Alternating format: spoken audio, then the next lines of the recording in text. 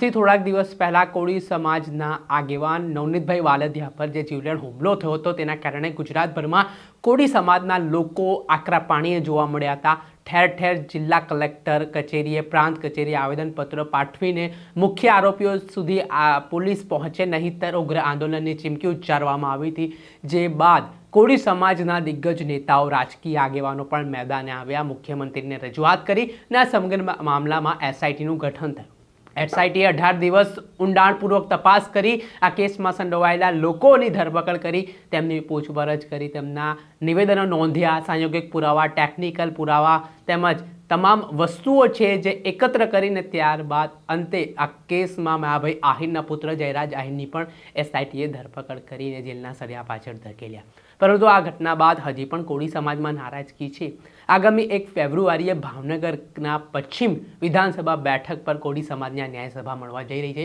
જેમાં નવનીતભાઈ વાલદિયા નામના જે કોળી આગેવાન પર હુમલાની ઘટના બની છે તેમાં ભવિષ્યમાં આ પ્રકારના હુમલાની ઘટનાઓ ના બને